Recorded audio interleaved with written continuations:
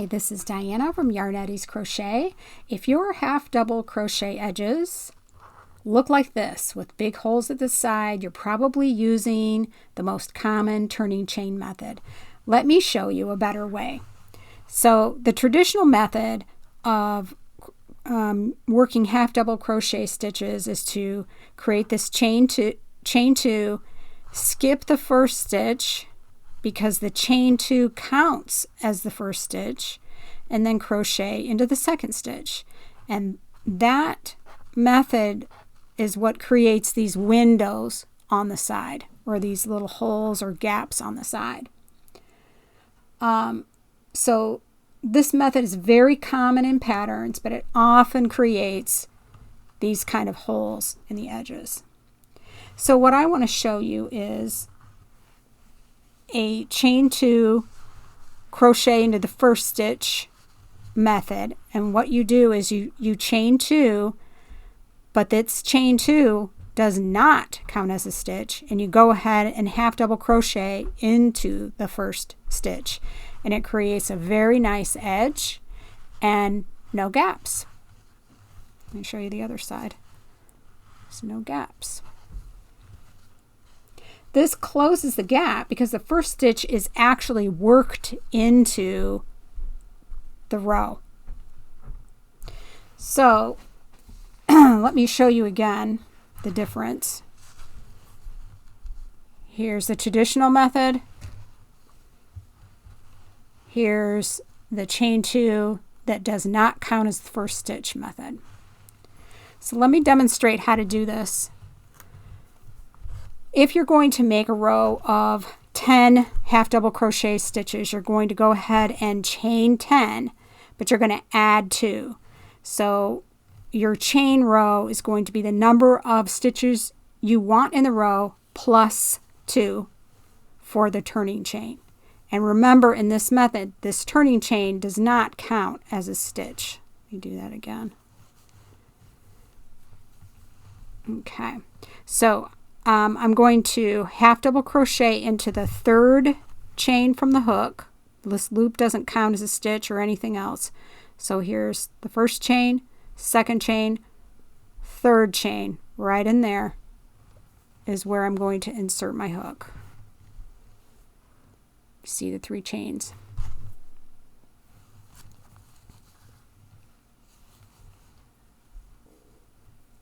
One, two, three. Half double crochet into the third chain, and then I'm going to work a half double crochet into each one of these chains all the way to the end.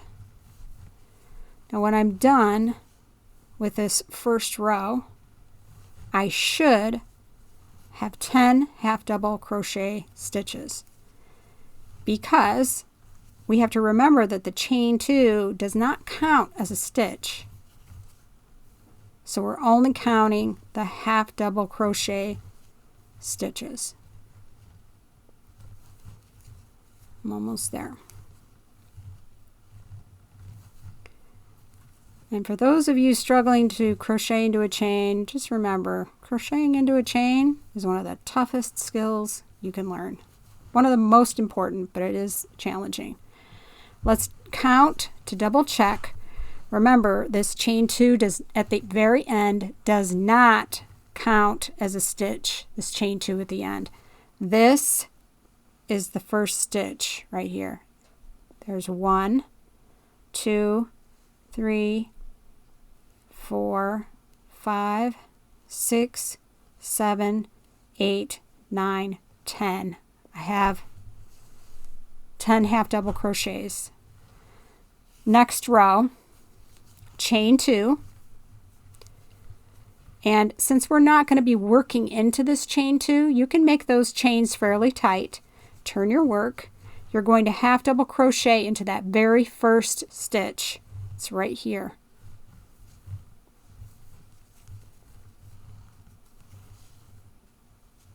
And in each stitch all the way to the end.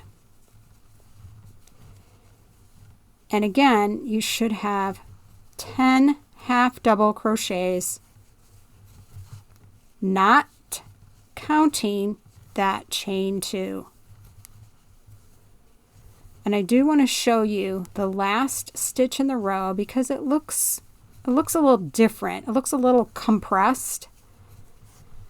So this is actually the last stitch in the row. If I turn my work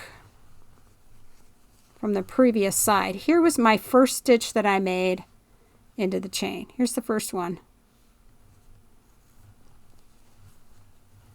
Ooh, I split the yarn. You see what it looks like?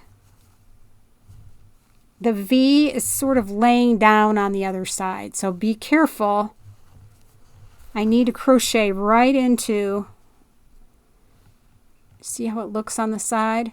Don't go through these 2 loops. You need to go through the V itself, which is kind of laying down.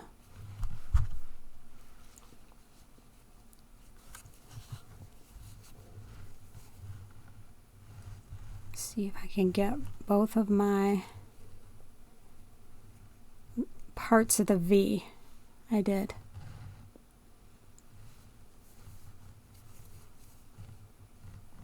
All right, I should have 10. Let me just double check. 1, 2, 3, 4, 5, 6, 7, 8, 9, 10. Okay. Chain 2 to the next row. Half double into that first stitch.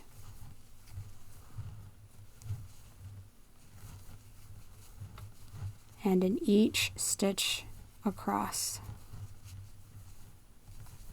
And at the end, I'll show you how nice and straight it is, even though we haven't blocked or steamed our piece. It looks pretty good, and I think it'll be a big improvement, especially if you're making a blanket. See, I kind of had to work it in there, yeah. A blanket or a scarf where you need those edges, or you would like to have those edges as straight as possible. So there. I think it looks pretty good. I think it's worlds better than this. Than these gaps here. I think it looks a lot better on the edge. So one thing, you know, small changes like this in the turning chains really make a big difference. I do want to show you something that sometimes crocheters think, oh, well, if I make a chain 2 on the end to straighten my rows, maybe I can make them even straighter if I use a chain 1. And then actually, you're making it worse. If you use, and if you notice, my work is starting to curve. In this sample right here, instead of doing a chain 2 crochet into the first stitch, I did a chain 1 crochet, half double crochet into the first stitch. And look and see what's happening. Already, the work is getting tighter on the sides, and eventually the lower half of my work is going to be wider than the top half of my work. It's going to get tighter and tighter because that chain 1 really tightens up the end of that row. So even though you think, oh, you know, maybe that chain 1 would make it even straighter, it doesn't. It actually causes your work to curve and to be distorted. So use the chain 2. These small changes, as I said before, in turning chains make a big difference in how your edges, your crochet edges look. If you crochet double crochet rows and you notice big gaps at the edges, very similar to these kinds of gaps, watch my video about fixing gaps in double crochet. If you found this video helpful, please give me a like and subscribe. It helps the algorithm to know who needs help fixing their crochet. This is Diana from Yarnetti's Crochet, and keep crocheting. Don't give up. You're doing better than you think.